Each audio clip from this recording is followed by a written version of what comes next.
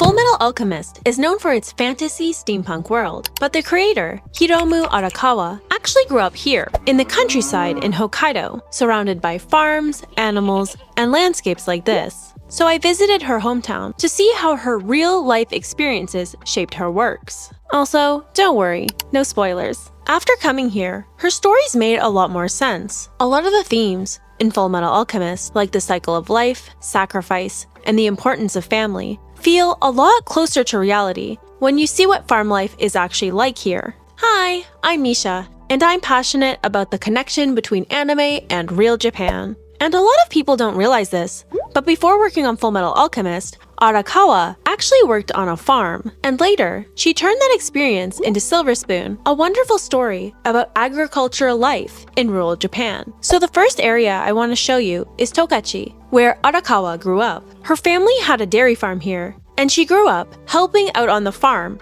alongside her 4 siblings, which is a huge family, especially in Japan. And in Fullmetal Alchemist, Edward is always getting made fun of for not drinking milk, which just kind of feels a little extra funny knowing her background of being a dairy farmer. In FMA, she's basically pushing pro-milk propaganda. And she even says she loves cows, which is why she draws herself as one, as her avatar, like in this picture here. Hokkaido is super famous for milk, and milk products like cheese and ice cream. They even have cheese-flavored ice cream, and this cheese soda, which tasted kind of like yogurt. I'm not kidding. It's also known for things like miso ramen, which is actually Arakawa's favorite food. Anyways, Arakawa is actually a really private person. She doesn't post on social media or show her face publicly. So if you think you've ever seen a picture of her, it was probably this. But this is actually Romy Park, the Japanese voice actress of Edward. And if you search for Arakawa, you'll find this image mistakenly labeled as her all over the English-speaking internet. After graduating high school, Arakawa worked on the family farm for 7 years while learning art in her spare time. When I visited, I mostly spent time in Obihiro, which is the main city in Tokachi. And honestly, it ended up being one of my favorite places I've been to in Japan. I originally wanted to visit because of her works, especially to see some of the areas that inspired Silver Spoon, another series she wrote that I absolutely adore. And what's really cool is that a lot of the locations in Silver Spoon are directly based on real places here, to the point where some of them almost feel identical to real life. For example, this is Obihiro Agricultural High School, which shows up in Silver Spoon with a different name. At this high school, real students grow vegetables and raise pigs for food, which is just like in the anime. A major theme of Silver Spoon is the circle of life, where the main character named Hachikan struggles with the idea of eating a piglet he is raising at the school, because it is ultimately meant to become food.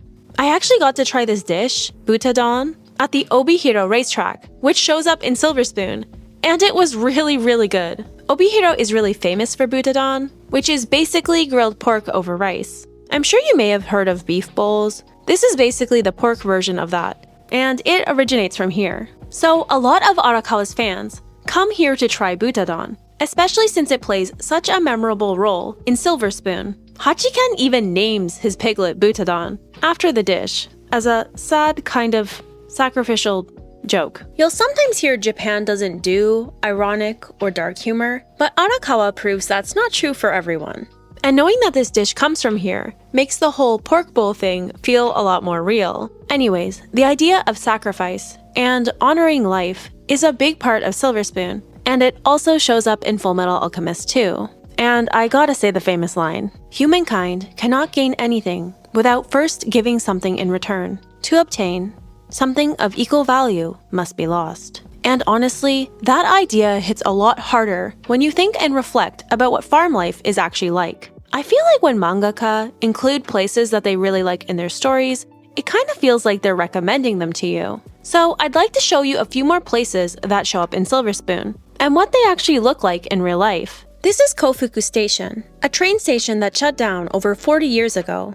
But since Kofuku means happiness, it's now a popular spot to buy a ticket to happiness. By the way, Hachikan is a big city boy who has moved to the countryside. But what's interesting is that Arakawa herself actually had the opposite experience. Arakawa grew up in the countryside, always wanting to become a manga artist. She read her older sister's Shonen Jump magazines, and even drew in her textbooks during class. She especially loved drawing animals, like horses. She later made doujinshi, fan comics, with her friends, and eventually moved to the big city, aka Tokyo, to pursue manga professionally. One of her first jobs was working as an assistant on Mahojin Guruguru, a series I absolutely love. And I think it has similar humor to FMA. It was even published in the same magazine, Monthly Shonen Gangan. Arakawa grew up reading a lot of weekly Shonen Jump, but FMA was published in a monthly magazine, which likely gave her more room to slow things down and really build things out. And I think you can feel that in how detailed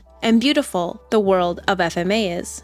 Anyways, she's said to love thrifting, and with her first paycheck, she bought an antique pocket watch, which later became the reference for Edward's pocket watch in FMA. So while Silver Spoon's Hachiken is a city kid struggling to adapt to farm life, Arakawa is someone who grew up in the countryside and then left it behind. Even though she left it behind, you can still feel how much that time on the farm meant to her. I mean, she literally chose to represent herself with a cow sona.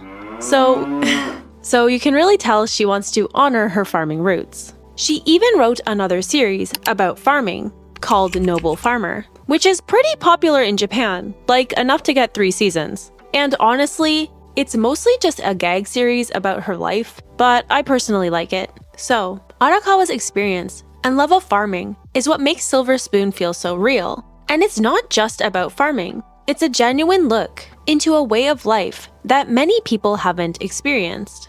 Because real farm life isn't always fun and easy. It's not like my beloved Harvest Moon. In reality, it's physical, repetitive, and sometimes downright uncomfortable. And in the farm world, nothing comes without effort. Again, something that's also a major theme in Fullmetal Alchemist.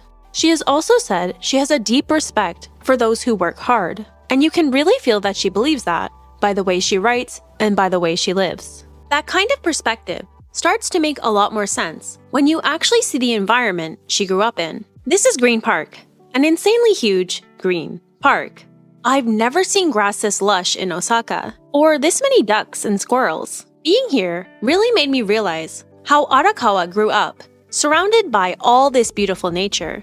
I also think growing up in a big farm family is part of why family feels so important and real in her works, especially with the strong sibling bond between Edward and Alphonse in FMA. As someone with a close sibling myself, the way the Elric brothers bicker but are still basically best friends feels incredibly relatable. Arakawa has 3 older sisters and 1 younger brother, so she's experienced both being the younger sibling and the older one, which is probably why she writes siblings so well.